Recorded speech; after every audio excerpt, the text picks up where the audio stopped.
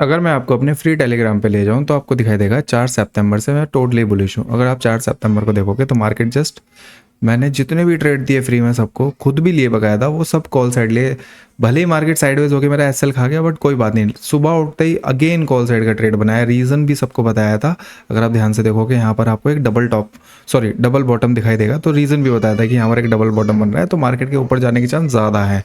ठीक है, इसके अलावा मैंने अपनी पोजीशन भी भेजी, सब कुछ। नेक्स्ट डे मार्केट खुला तब भी कॉल साइड जाएंगे।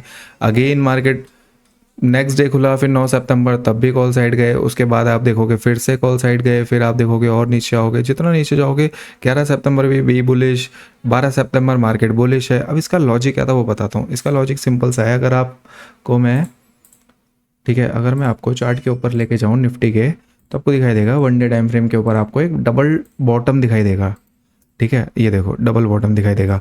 अब क्या सीन होता है डबल बॉटम में, जब भी मार्केट डबल बॉटम चलता है ना तो नेकलाइन तक जाता ही जाता है। ये देख रहे हो आप चार्ट पे, जैसा कि आप देख सकते हो कि मार्केट वाले नीचे डबल बॉटम बनाता है, उसके बाद जब यहाँ से उठता है तो नेकलाइन जाता ही जाता है। उसके आगे वो क्या करता है अब वो बात की बात है, लेकिन वो पहले नेकलाइन ज़रूर जाएगा। ठीक है, तो इसलिए बिल्कुल श्योर थे कि हम मार्केट नेकलाइन जाएगा। लेकिन जिस हिसाब से ये गया है, ठीक है, जिस हिसाब से गया है उसका रीज़न एक और है कि मार्केट के अंदर एक न्यूज़ फ्लोट कर रही थी कि सेबी वीकली एक्सपायरीज बंद कर सकता है। लेकिन अगर आप सेबी की ओरिजिनल वेबसाइट पे जाओगे तो आपको दिखाई देगा 10 सितंबर के बाद से उसने कोई सर्कुलर मार्केट के अंदर डाला ही नहीं है। ठीक है, क्योंकि जो ये न्यूज़ आ रही थी उसके ऊपर जो मीटिंग हुई थी ना, वो हुई थी 11 या 12 तारीख में।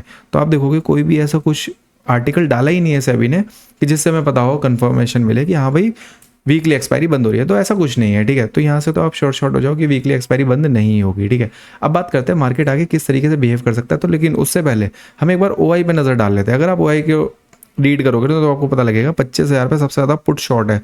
25,000 पे पुट शॉर्ट का मतलब है सबसे ज़्यादा लोगों ने पुट शॉर्ट की है अपसाइड के लिए। मतलब पुट होता है डाउन साइड का व्यू, लेकिन अगर उसको आप शॉर्ट करते हो तो इसका मतलब है अपसाइड। ठीक है, तो यहाँ पर आप देखोगे तो आपको बहुत ज़्यादा 1,78,00,000 के आसपास आपको दिखाई देगा कि यहाँ पर पुट शॉर्ट की हुई है। कहाँ तक के लिए की है वो भी दिखाता हूँ। अगर आप देखोगे 25,500 पे आपको सबसे ज़्यादा ओआई दिखेगा 1 करोड़ प्लस। मतलब यहाँ के लोग चाह रहे हैं कि मार्केट 25,500 जाए, और 25,500 जिन्होंने कॉल शॉर्ट किया है वो ये सोच रहा है कि मार्केट 25,500 से नीचे नीचे ही रह जाएगा। मतलब क्या है कि मार्केट इसके बीच में नाचेगा। ठीक है, अब चलते हैं, डाटा पढ़ लिया, अब चलते हैं प्राइस एक्शन के ऊपर। ठीक है, अब रीड करते हैं प्राइस एक्शन को कि किस तरीके से मार्केट बिहेव करने वाला है। ठीक है, तो जस्ट मैंने एक नेकलाइन मार्क की है डब्ल्यू की। अगर आप नेकलाइन देखोगे तो वो 25,154 के आसपास आ रही है। तो अपने को क्या करना है, अपने को सिंपली मार्केट जब तक 25,154 नहीं आ जाता ना, तब तक अपने को बी बुलिश ही रहना है। मतलब अगर मार्केट कल के दिन, कल क्या है, कल है आपका 15 सितंबर, कल के दिन अगर मार्केट 25,000 के आसपास भी खुले ना, तो जस्ट इसको आप ना गैप फिल समझना। ठीक है, अगर मार्केट यहाँ पर आता है ना, जैसे इसको फिल करे तो इसको जस्ट आप गैप फिल समझना, रिवर्सल ट्रेड मत करना। इस सिचुएशन में कितने लोगों ने रिवर्सल ट्रेड करने की कोशिश की होगी और एसएल ही खाए होंगे।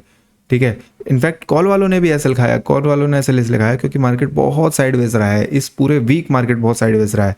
ठीक है, तो गलती से भी आप क्या कहते हैं पुट मत लेना, कॉल ही लेना। जैसे अगर गैप फिल हो तो यहाँ से आप कॉल उठाना 25,000 के आसपास से, क्योंकि आपको ने खुद देखा कि 2 करोड़ के आसपास पुट शॉर्ट है। ठीक है, क्या करेंगे वो अपनी पोजीशन को मैनेज करेंगे और मार्केट को वापस उठाने की कोशिश करेंगे। तो मार्केट क्या है, यहाँ से वापस रिवर्स लेगा। कहाँ तक के लिए रिवर्स लेगा, 25,154 के लिए।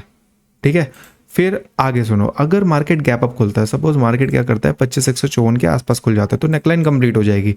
यहाँ भी शॉर्ट मत करना, गलती से भी शॉर्ट मत करना। रीज़न क्या है कि अगर रेजिस्टेंस की बात करूँ ना, तो मार्केट जब तक इसकी लिक्विडिटी नहीं लेगा ना, ठीक है, तब तक नहीं गिरेगा। समझ रहे हो मैं क्या कह रहा हूँ। मतलब इन शॉर्ट मार्केट अगर गैप डाउन खुलता है तो आप सपोर्ट से उठा लेना। अगर मार्केट गैप अप खुलता है तब भी शॉर्ट मत करना, क्योंकि रेजिस्टेंस तो ये रहा। ठीक है, 25,244 मैं यहाँ पर इसको मार्क कर देता हूँ तो आपको याद रहेगा। ठीक है, ये है रेजिस्टेंस। ठीक है, ये जस्ट नेकलाइन का है, और इसी को अगर आप नीचे ले जाओगे तो 25,000 का सपोर्ट है। सिंपल, आपको क्या करना है, इस पॉइंट से बाय करना है, इस पॉइंट के आसपास मिले 2 मिनट वेट करना है, हाई या लो जो भी तोड़ेगा उसके ऊपर रिएक्ट करना है। ठीक है, और इस पॉइंट पे जब आए तब जाके आप एक बार के लिए शॉर्ट का प्लान कर सकते हो। ठीक है, लेकिन उससे पहले नहीं कर सकते। ठीक है, और क्या हो अगर मार्केट को ज़्यादा ही गैप अप खुल जाए, सपोज अगर ज़्यादा ही गैप अप खुल जाए ना, तो भाई आंख बंद करके कॉल उठाना, मेरी गारंटी। और बोलो, आंख बंद करके कॉल उठाना, क्योंकि मार्केट सीधा न्यू हाई ही बनाएगा। अगर मार्केट गलती से भी ह्यूज गैप अप खुलता है, मतलब करीब करीब 300-400 पॉइंट के आसपास अगर गैप अप खुलता है, तो 300-400 कहाँ मिलेगा अगर आपको, अगर 300-400 खुलता है ये लो, अगर 250-300 ये लो, 25-400 आसपास खुलता है ना यहाँ पर, फिर कोई भी उनके पास ऑप्शन नहीं बचेगा, ठीक है, यहाँ से मार्केट को गिराने का। क्योंकि एक रीज़न मैं आपको बताता हूँ, एक बहुत अच्छा साइकोलॉजी पॉइंट है जो अभी इम्प्लीमेंट भी करके दिखाता हूँ, वन डे टाइम फ्रेम पे दिखाता हूँ, वन डे पर। ये देखो वन डे टाइम फ्रेम पे अगर आप करोगे ना तो आपको दिखाई देगा कि मार्केट में ना इतनी बड़ी रेड कैंडल बनी थी, ये देखो इतनी बड़ी रेड कैंडल। आपने सोचा कि यार सेलिंग क्यों नहीं आई, जबकि इससे पहले जो ट्रेंड था, इससे पहले का जो ट्रेंड था वो तो बहुत बहुत अच्छा सेल दे के गया था। ये देख रहे हो कितना अच्छा सेल दे के गया, यहाँ सेल क्यों नहीं आया? रीज़न पता है क्या है? हमेशा ध्यान रखना, जब भी मार्केट को लोग उठाते हैं ना, सपोज कॉल के लिए उठाते हैं या पुट के लिए उठाते हैं, लोग टारगेट के लिए उठाते हैं। अगर मैं इसका टारगेट की बात करूँ तो पूरी दुनिया को डब्लू दिख रहा था, ये देखो पूरी दुनिया को डब्लू दिख रहा था, ये देखो इस तरीके से। प्लस दूसरी बात, मार्केट का जो डिस्टेंस था मतलब नेकलाइन तक, वो इतना सा रह गया था बस। तो जब इतना सा रह जाता है ना तो मार्केट उसको कंप्लीट करता ही करता है, चाहे वो स्लो मूवमेंट से कंप्लीट करे, चाहे वो फास्ट कर दे, लेकिन कंप्लीट करेगा, ठीक है। अब सेम कहानी यहाँ पर लगेगी। अगर मार्केट इतना बड़ा गैप अप खुल जाता है ना यहाँ कहीं, ठीक है, जैसे 400-500 के आसपास, अब देखो ऑल टाइम हाई से कितना दूर है, आपको दिखाई देगा ऑल टाइम हाई के तो बहुत पास है। तो एक बात बताओ, इतना कंप्लीट नहीं करेगा क्या वो? ऑब्वियसली करेगा यार, इतना तो कंप्लीट करेगा ही करेगा। इसीलिए गलती से भी शॉर्ट मत करना, ठीक है। आपको क्या करना है, सिर्फ कॉल का ही प्लान करना है। बाकी आई होप आपको एनालिसिस में मज़ा आया हो साथ में, और मेरा माइंडसेट और आपका माइंडसेट भी मैच किया हो। अगर मैच किया तो लाइक कर देना, अगर नहीं किया तो डिसलाइक भी ठोक सकते हो। इसके अलावा कमेंट में ज़रूर बताना कि आपको कौन सा पार्ट ज़्यादा अच्छा लगा, ठीक है। मिलते हैं फिर नेक्स्ट वीडियो में।